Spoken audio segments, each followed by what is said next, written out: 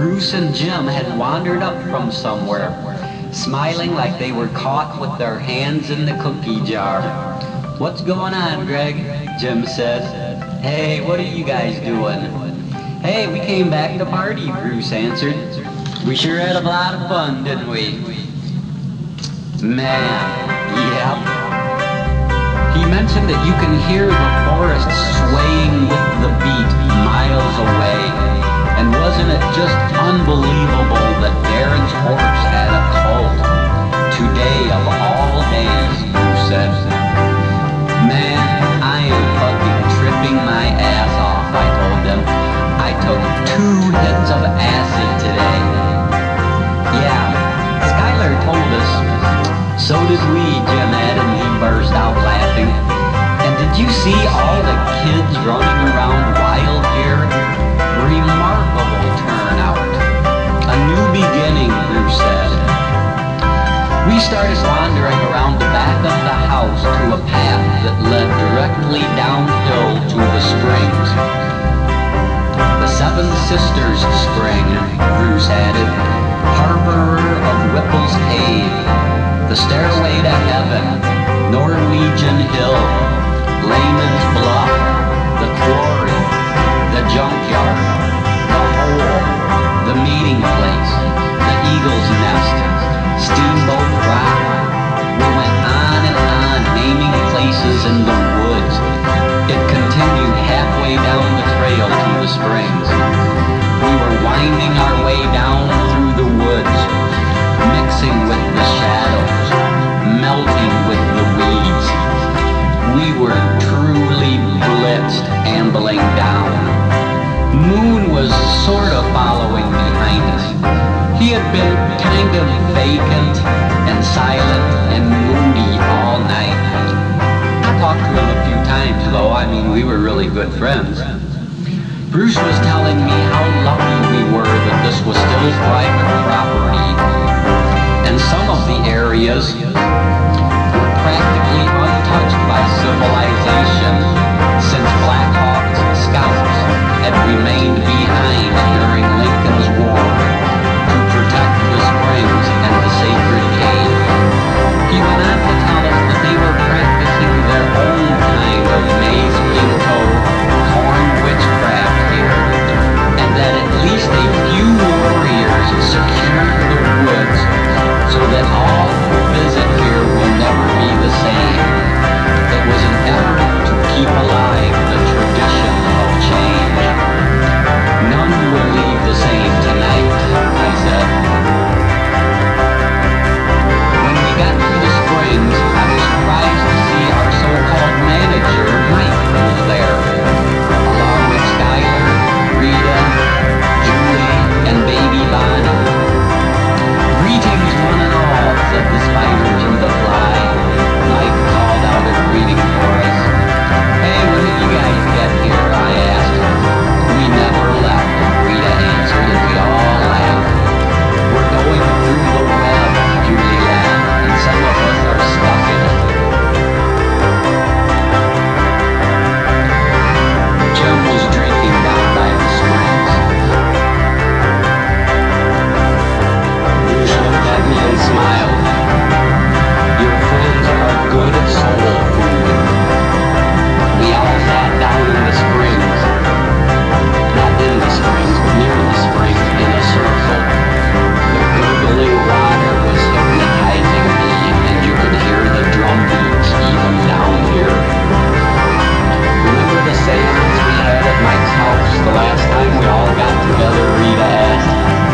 I remembered it. It was terrible. We had all ingested magic mushrooms, and I had hallucinated, basically for the first time.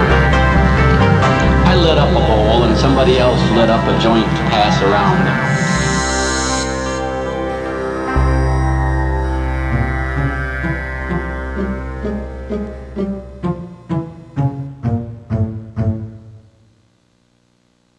Julie mentioned offhand that they knew who I was before they even met me.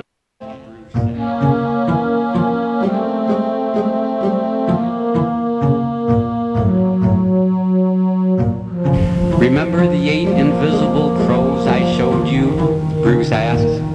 Well, we ain't making it. We ain't all making it. Some of us are, some of us ain't, but there ain't none of us ever coming back.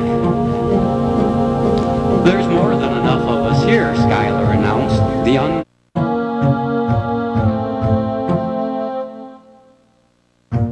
How's Greg going to fly? I've asked myself that question 100 times before, Mike pondered. I kind of felt out of touch with reality at this point. I think Moon did too. He never said a word to us. In fact, he had told me before that he thought that we were nuts. But Bruce whispered to me, we create our own reality, and this one is shutting down all around us. I have something very important to tell you, Bruce said. My eyes were buzzing. I couldn't focus. My mind was cloudy like the fog. I didn't even understand all that they were talking about. So I'm sure some of the stuff I've got written down is wrong.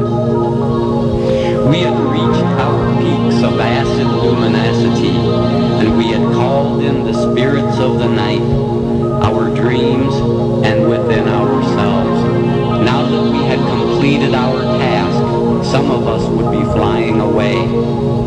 Some of us won't go, some of us can't go, and of the few who do go, some of us won't make it, or won't be coming back, Mike said. But some of us are here to run with the shadows, so getting left behind is no big deal, Rita added. Like the magic deer, or the rabbit man, Bruce said, or the phantom jets, Skylar added.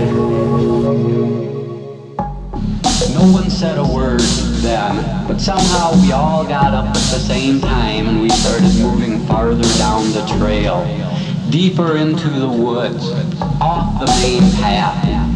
It was beautiful down there, and the sun was going down, the colors were exploding. It was starting to get dark and mysterious, and the colors and the shadows merged together like madness or magic. Someone started humming, someone whistled, then we all started humming and whistling and clapping and making noise. We were just hamming it up.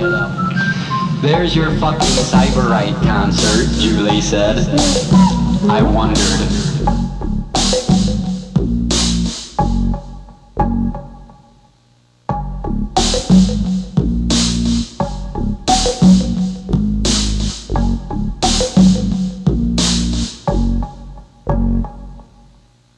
Bruce started telling me that there'd be no more Trips festivals here, no more keggers, no more pot parties. Our time was now, and the time was up, so our fate would lead us down separate paths with heart, so that the new sorcerers could bring in new apprentices from new places and reach this same state of mind in another day, in another place, with other people.